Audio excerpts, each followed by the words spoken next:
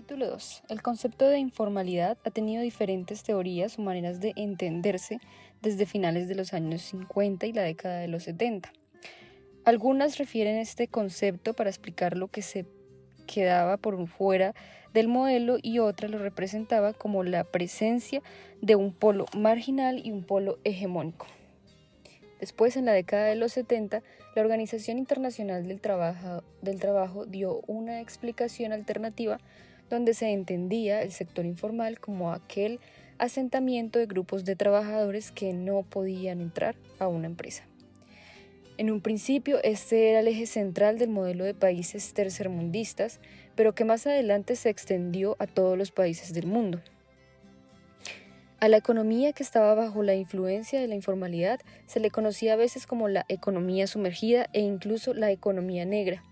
Esto se refería a las relaciones de trabajo poco comunes, en donde no tenían salarios definidos, y a esto se le caracterizaba como síntomas de la expansión de la economía informal que se dan de manera global.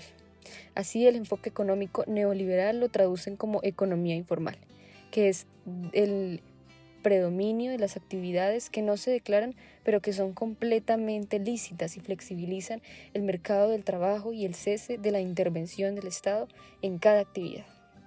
A esto se le añade la vivienda y el hábitat informal como una consecuencia de estas actividades y del contexto económico y regulatorio del país.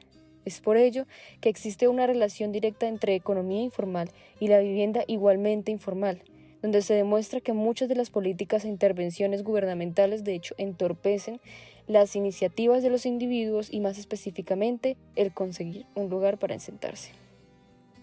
Como dice Pizarro en su estudio sobre Cochabamba, el suelo estaba sujeto a operaciones legales e ilegales en las que el propósito viene siendo el mismo, que es la rentabilidad. En el caso formal, estaría regulada por el Estado con precios ya establecidos, según el sector, mientras que de forma informal está condicionado por lo que le determine un promotor ilegal, que es quien establece las condiciones, y esto también está determinado por la falta de programas asequibles de vivienda social y el alto costo de los terrenos urbanizables, además de una inversión pública muy mínima en comparación a la demanda en cuanto a infraestructura urbana se refiere.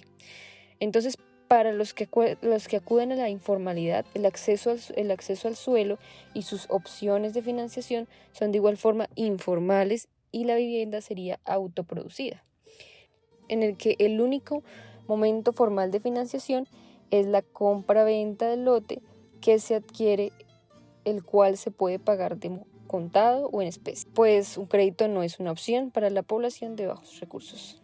A lo largo del tiempo han existido diferentes planteamientos teóricos que interpretan la ciudad informal. Algunos, como el de Hardoy y Satterthwaite en 1987, que indica que las diferencias entre la ciudad de los ricos y la ciudad de los pobres, o la ciudad legal y la ciudad ilegal dentro del tercer mundo, no son nuevas, por lo que han existido durante muchos años desde su origen y que se reflejan los valores de manera simbólica y que se expresan por medio de la arquitectura y el urbanismo. También está la de Abrams en 1967, que indica que las formas de vivir que tienen los migrantes, en las cuales la falta de hogar es el diario vivir de la mayoría, lo que hace asentarse en los barrios bajos o incluso invadir propiedades, lo que además agranda el problema de barrios informales, que por lo general son caracterizados por los autores como el resultado de procesos de movilización dentro de la ciudad, donde las personas se van asentando en casas ubicadas en el centro de la ciudad, que se dividieron en algún punto y que ahora se conocen como inquilinatos. Los autores Barr y Mertis dicen que estos barrios son productos de alto crecimiento poblacional, con el que se hacen bastantes ampliaciones espaciales, algunas de manera aislada, que se van llenando de personas con el tiempo. También hacen la comparación entre barrios periféricos y los dividen en tres barrios. Primero serían los barrios marginales ilegales o invasiones, los semilegales, que son los piratas, y los legales, que se denominan tugurios legales, que es con patrocinio del Estado. También tratan la influencia de la inmigración en el surgimiento de los barrios informales, donde consideran las causas, donde la principal sería el trabajo, el bajo costo para acceder a una vivienda y el rápido acceso a todos los servicios de abastecimiento, por lo que los barrios del estrato bajo y los medios bajos cumplen la función de recibir los inmigrantes de bajo estrato social. Cabe aclarar que la informalidad urbana se entiende como un fenómeno que responde al marco económico, social y político por lo que atraviesan los países y que la comunidad le hace frente con la informalidad, que está por fuera del marco normativo y legal convencional, pero que no es ilegal. Ya en el capítulo 3, primero se analiza bien la ciudad como un paradigma desde el cual se interpretan los aspectos de la informalidad partiendo de la polis. Entonces, los procesos de crecimiento de las ciudades y los procesos sociales que se generaron durante las primeras décadas del siglo XX atrajeron poblaciones a las ciudades en busca de nuevas posibilidades, aunque solo hasta los años 70, cuando se consideró verdaderamente importante el proceso de la urbanización en Colombia. Aún hasta estos años se considera que Colombia sería un país totalmente rural y que toda su economía y las dinámicas de la sociedad giraban totalmente en torno a ello. Pero las grandes masas de población migrante entre los años 60 y 70, sumado a los avances de la ciencia y la técnica, permitieron unas mejores condiciones de calidad de vida en la ciudad. La llegada del siglo XXI reafirma también el avance del proceso de urbanización en Colombia, ese proceso que continúa inequívocamente por el conflicto interno que seguirá expulsando la población de zonas rurales y la ausencia de políticas públicas sobre asentamientos humanos en esas áreas, también la ausencia de una política agropecuaria y el manejo de los recursos naturales. En general, la ausencia de alternativas que sean reales para el desarrollo de la población presente en el campo colombiano. Con esto, las ciudades colombianas no han logrado consolidarse como tampoco resolver los problemas acumulados, y por eso su estado actual es el de una ciudad en construcción, sin un modelo de ciudad compartido. De esta manera nos encontramos ante una gran paradoja. Hablamos de la ciudad y la sociedad colombiana del siglo XXI sin haber logrado construir la ciudad y la sociedad colombiana del siglo XX, cuando la sociedad tiene grandes desequilibrios en todos los órdenes, especialmente sociales, económicos, políticos y ambientales. Como vemos, Colombia es un país que está determinado por el modelo capitalista y también el neoliberalismo. En el caso de la ciudad de Bogotá se contemplaron 6 tipos de estrategias para ordenar tanto las ciudades existentes como la prevista para 10 años. Primero, conservación de los sectores construidos que se preserven en buen estado. Segundo, consolidación de los sectores construidos que permitan densificación. Tercero, mejoramiento de los barrios marginados. Cuarto, renovación de los sectores urbanos deteriorados. Quinto, desarrollo ordenador de la zona de expansión. Sexto, protección de la estructura ecológica principal. Sin embargo, esto tampoco ha logrado resolver los problemas y las características estructurales de la ciudad, como el desarrollo de la informalidad, por ejemplo, de todas sus manifestaciones. El problema es que el modelo neoliberal no se centra en resolver la problemática ni las necesidades del conjunto de la población.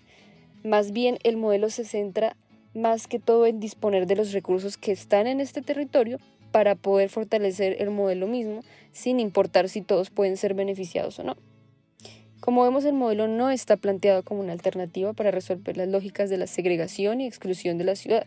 El modelo está pensado como un mecanismo de perspectiva de un sector de la sociedad que concibe el territorio para el logro de unos fines específicos.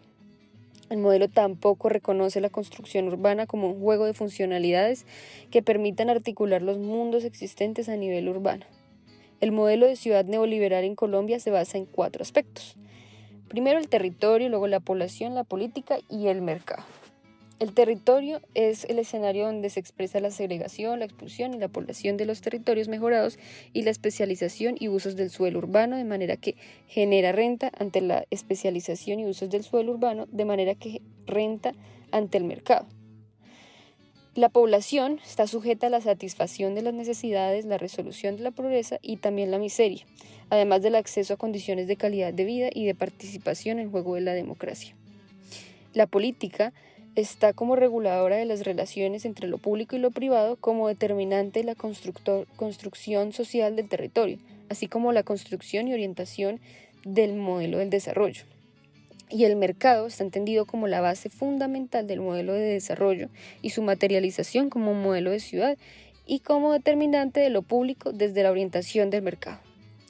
En este sentido, se propone que se debe partir de un concepto de la ciudad como organismo vivo, en permanente proceso de construcción que refleja además una sociedad inacabada y en constante transformación. Entonces, ya habiendo tenido en cuenta todo lo que hablamos, existen varios aspectos que deben ser tenidos en cuenta. El primer aspecto tiene que ver con profundizar los procesos de descentralización de la ciudad, no solamente de procesos de desconcentración de funciones, sino procesos de descentralización administrativa y política. El segundo aspecto tiene que ver con garantizar adecuados procesos de participación. El tercero, el aspecto tiene que ver con los procesos de planeación, y estos procesos aún les hace falta mecanismos que garanticen que aquellos que se plasman en términos de las ideas y en términos de los textos sea lo que se construya.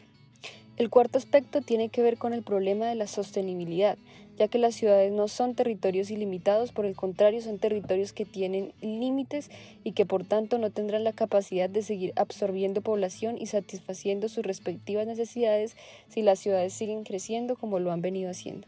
Con este panorama se quiere llamar la atención sobre las necesidades de construir lecturas de mayor alcance a largo plazo, tomando el pasado reciente como referente del presente y proyectarlas en escenarios del futuro que permitan construir alternativas reales frente a la necesidad de materializar un nuevo proyecto compartido de nación y de ciudad colombiana.